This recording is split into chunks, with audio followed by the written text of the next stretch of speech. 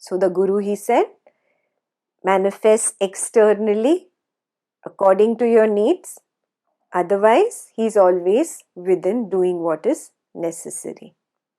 Now, some disciples of Shirdi Sai Baba worship a picture of him and say that it is their Guru. How could that be?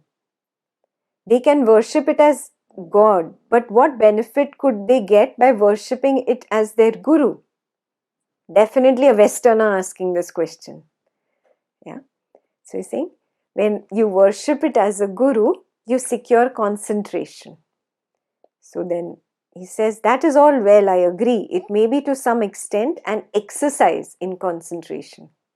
Whatever meditations you do, you focus on an object, yeah, whether it is a mantra, a sound, an object, or the breath, whatever you focus on, it is the mind focusing, and when the mind is focusing on something, that is concentration. Advaita is one level behind the mind. We are at the level of the one who knows that the mind is focusing on the object. Yeah. So here the object is the Shirdi Sai Baba's picture.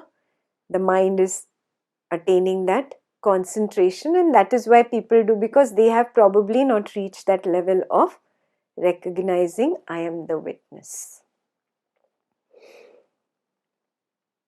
That is all well, I agree. It may be to some extent an exercise in concentration, but isn't a guru required for that concentration? He says, certainly. But after all, guru only means guri, concentration. What guri really means is that he is pointing you to the correct direction, and then you get concentrated in that direction. It's not for a moment I look in one direction and I come back out. No. Now I have to be concentrated in my efforts in this direction. Actually, there's no effort really. The effort is from withdrawing from this external Maya that keeps pulling me. Yeah. So I have to be focused in one direction, concentrated in one direction. Again and again, I get lost in the Maya of the world with my family, with my office, wherever I am.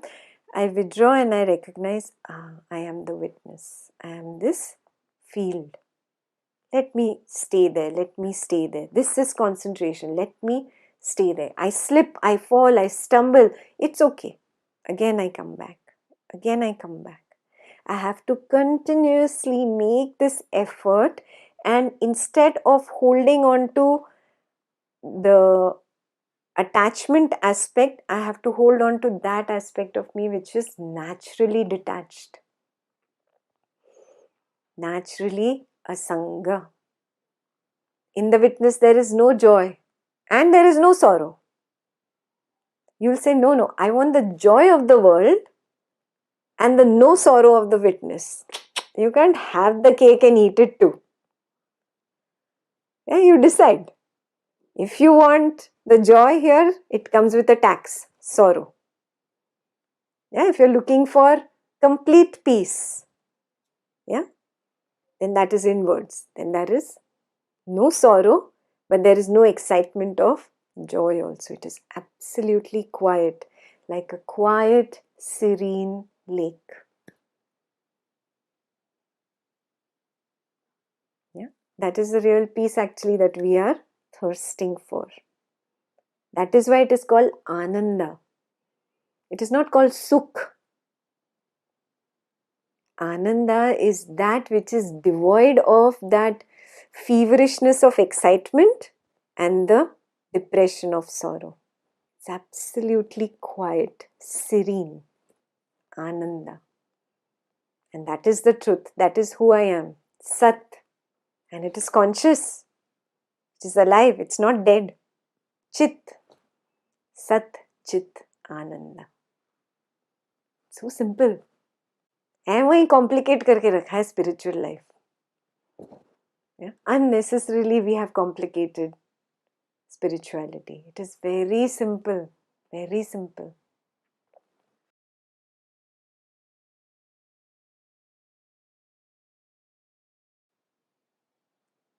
How can a lifeless picture help in developing deep concentration? It requires a living guru who can show it in practice. It is possible perhaps for Bhagwan to attain perfection without a living guru. But is it possible for people like myself? Ramana says that is true. Even so, by worshipping a lifeless portrait, the mind gets concentrated to a certain extent. That concentration will not remain constant. How many of you experienced this? Focusing on an object, that concentration never remains constant. You come back to your cravings and aversions. That concentration will not remain constant unless one knows one's own self by inquiring. For that inquiry, a guru's help is necessary. If I don't know the true address where I am going to get lost on the path. I'll be lost in this attraction. I'll be repulsed by that repulsion. I'll keep getting lost in raga, dvesha on the spiritual path also. Why? Because I don't know the end goal. End goal is very simple, the witness. I've got a glimpse of it. Even if it lasted a microsecond, I got a glimpse of it. I know the destination, the true address. Now I can carve my path. Yes, that is the strategy of Ramana Maharshi. That is the strategy of Advaita Vedanta. First, give the seeker the end destination. He tastes it. It's only a taste right now.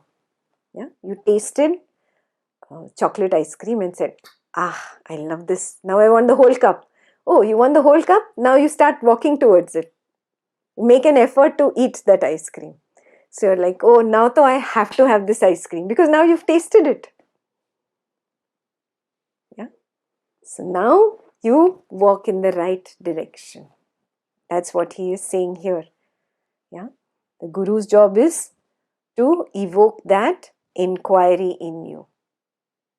Very clear? That concentration will not remain constant unless one knows one's own self by inquiring. For that inquiry, a guru's help is necessary. It is said that the guru can make his disciple realize the self by transmitting some of his own power to him. Is it true? Yes, yes. The guru does not bring about self-realization. He simply removes the obstacles. Do you understand what is removing the obstacles? Like I am just showing you that your own story creation is your obstacle. Like I am showing you that your own conditioning, your belief of this stone and that Babaji and that astrologer, this conditioning is your obstacle. That's all. That's all a guru can do. He can help you drop conditioning. His job is to help you drop conditioning. His job is not to add more conditioning. Then that is not Sadguru. That is not true Guru. Sat Guru. Sat is true. Guru is the one who gives you the direction. So if a guru is telling you to focus on him, glorify him, put him on a pedestal, sing his songs and glories and praises, wrong direction. He's taking my attention into the wrong direction. He's not telling me to look within me. He's telling me to look at him. Do you see that? Either directly or through his right man and left hand man telling you that. Then that is wrong direction. Super clear? Yeah? So, his job is only to remove your obstacles. He cannot give you enlightenment. The self is always realized. You are enlightened. You are there. You are the witness. Did I manufacture the witness in the first Advaita retreat with you? No. The witness was always there. I was ignoring it. That's it. With a little pointer, I looked in the right direction and now I know, oh yeah, I am the witness. That's it. The guru's job is to remove the obstacle and then himself get out of the way. Because the craving for the guru also becomes an obstacle. Have you realized this? You get attached to everybody in your life. Your mind just hooks on. Yeah? It's just the tendency of the mind to hook onto people. Yeah? You get attached to your spouse, you get attached to your family members, you get attached to your friend circle, you get attached to your office also. Some people have this attachment. I will retire after 40 years in this company and only cut that farewell cake and get a big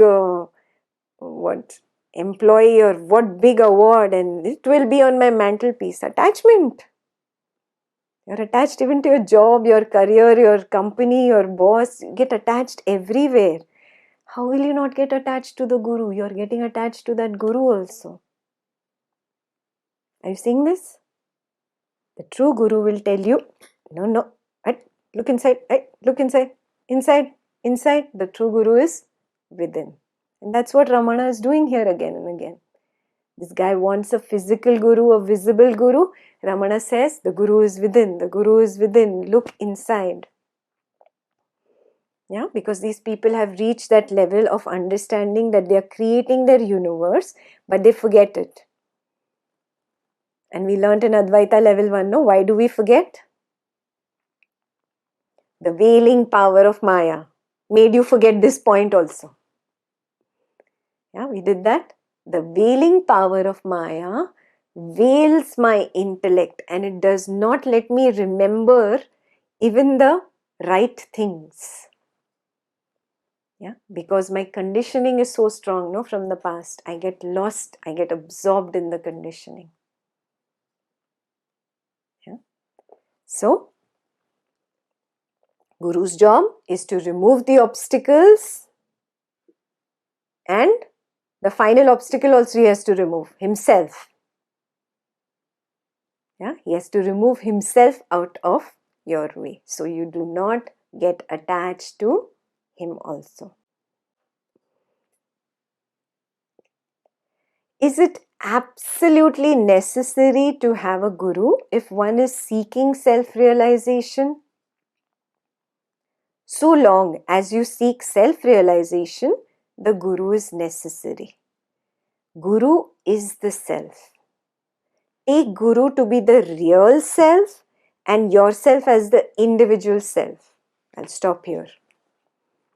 Pure witness, that is the real self, and body, mind, intellect, memory, ego is the individual self. Very clear? Yeah. So take yourself to be the individual self, and the guru is the pure witness inside. That is the real self.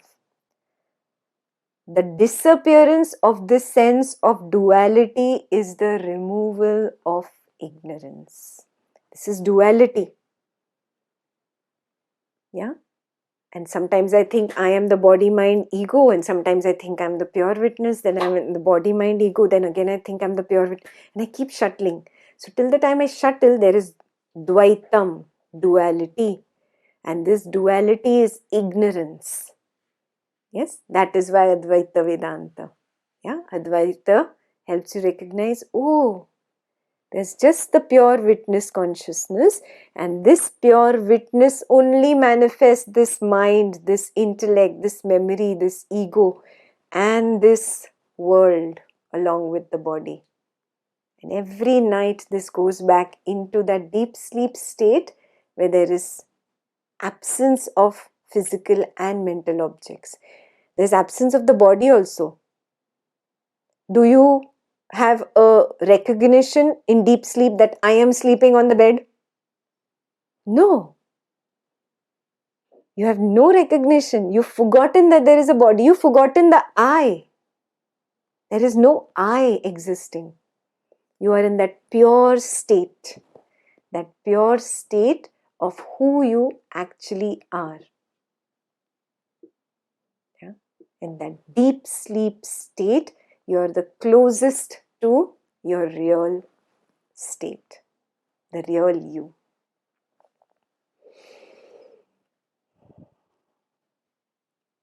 So long as duality persists in you, the Guru is necessary. Because you identify yourself with the body, you think that the Guru is also a body.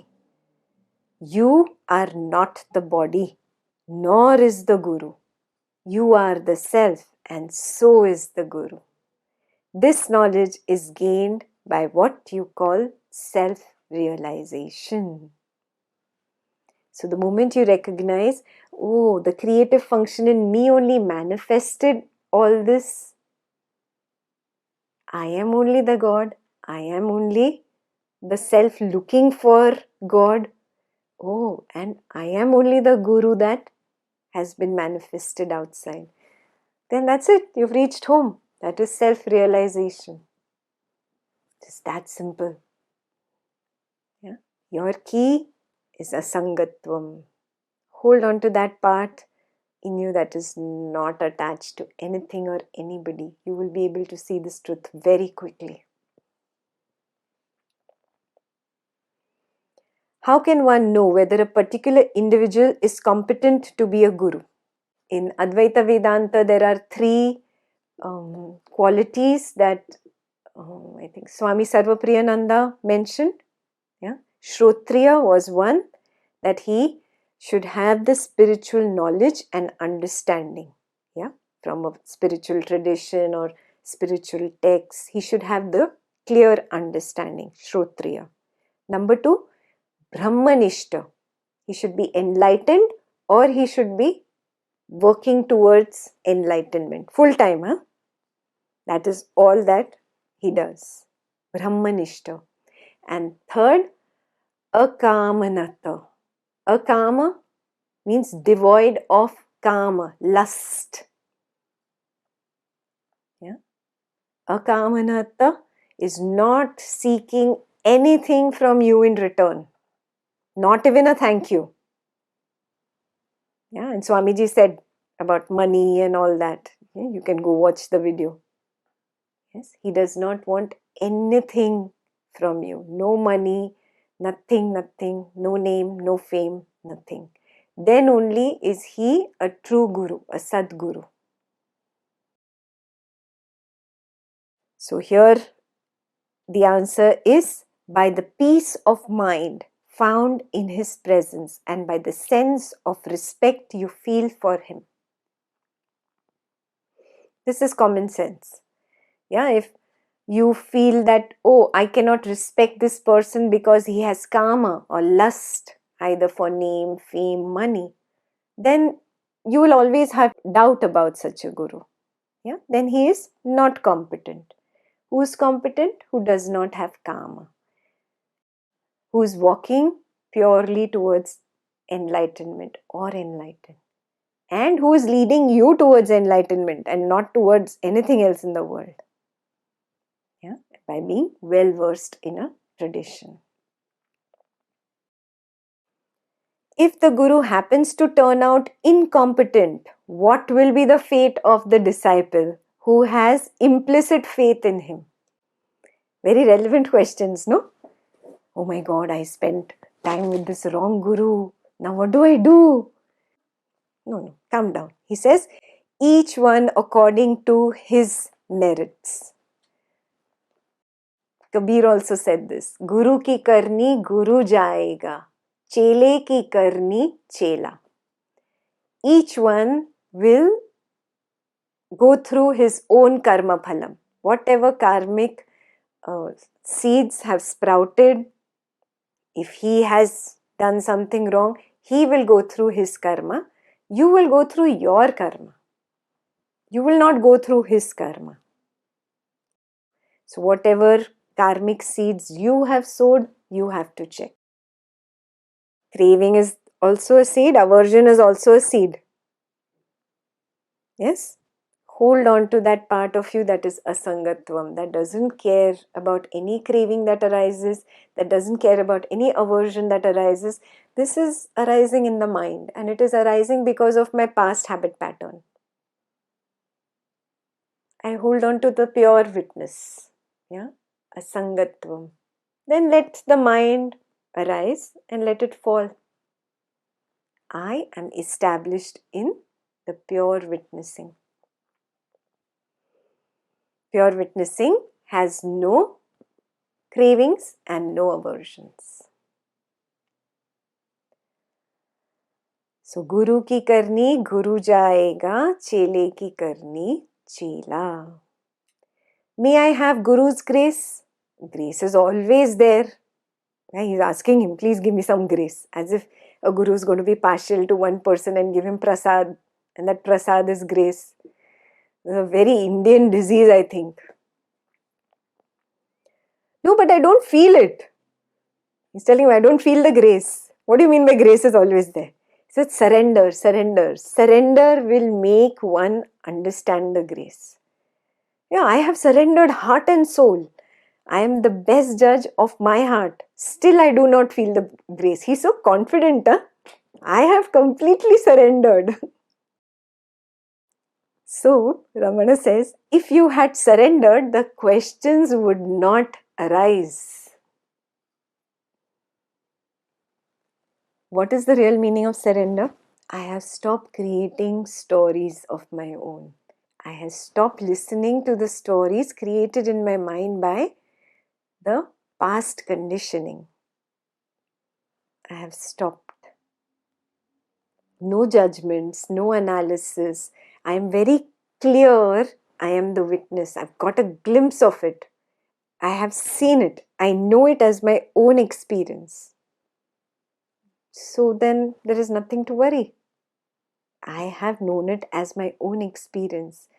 And I will just have to recognize what is my obstacle and remove it. Yeah. So the questions don't arise about why is the Guru like this? Why not like this? What this grace? Give me this grace or whatever. Yeah. These would not arise. Yeah. Grace is constant. Your judgment is the variable. Where else should the fault lie? What is judgment? Your conditioning, your story creation. That is variable. Variable means it keeps changing. When you are here with the teacher, then there is no story. Very clear you are. The moment you step out, what happens? Mind starts creating its own stories because of past conditioning or talking to that one or listening to this, and then finished. It's all gone. So it is variable. It is changing. Yeah. And your judgment is nothing else but the story creation in your own mind. Yeah. So he says that is where the fault lies. You have to recognize homework for you. Is this your problem too? I think that's homework number 2, right?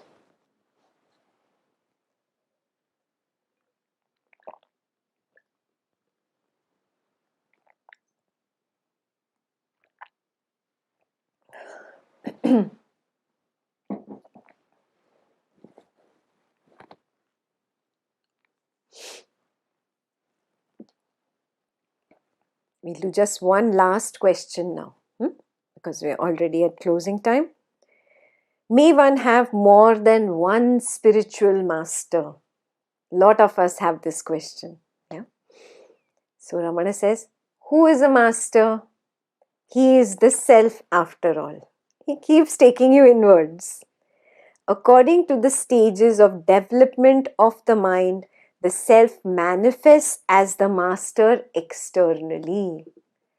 Yeah, the creative function of the self, which is called God, it manifests that intelligent function outside, which is called the Guru. Yeah, so according to the stages of development of my mind, it's going to happen. I've already explained the stages of development. If I think that some stone or some puja mantra is going to be my spiritual way, then you get that kind of a guru. Then if you progress from yoga to pranayama to meditation, then different kinds of meditation where only the mind is concentrated, and then finally the last stage of development of the mind where you come to the knower, the witness of the mind focusing on an object and concentrating. These are the different levels of development. So according to the levels of development, the creative function within me only manifests an intelligent function outside. The famous ancient saint Dattatreya said that he had more than 24 masters. The master is one from whom one learns anything. The guru may be sometimes inanimate also, as in the case of Dattatreya. Yeah, he had earth, water, fire, ether, air. He told us before this, right? He had lots of inanimate objects as his guru. Yes, and he said that he had multiple gurus, multiple masters. Why? Because externally is just a manifestation of the internal. The real guru is inside. God, Guru, and the self are identical. A spiritually minded man thinks that God is all pervading and takes God for his guru. This is stage number 1. We all did it when we were little kids. Yeah, we took God for the guru. Whoever, Jesus, Rama, Krishna, yeah, maybe a book like Guru Granth Sahib, whatever. Later, stage 2, God brings him in contact with a personal guru, and the man recognizes him as all in all. And there can be 24 such gurus also. Just an example of Dattatreya. Lastly, the last stage, the same man is made by the grace of the master to feel that self is the reality and nothing else. Highlight that. That is your last external guru. The one who shows you, look within. The self is the reality and nothing else. Then you start looking within. Now your journey external is over. Now the journey within begins. Remember I had mentioned about this, that there are 2 legs to the journey. The journey towards awareness or the witness, and the journey within the witness, within the awareness. Yes?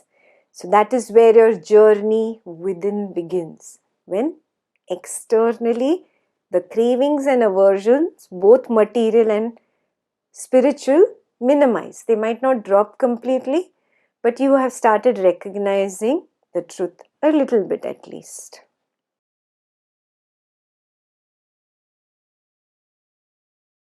Thus he finds that the self is the master. Clear? We'll stop here for today. Yeah, and continue the rest tomorrow.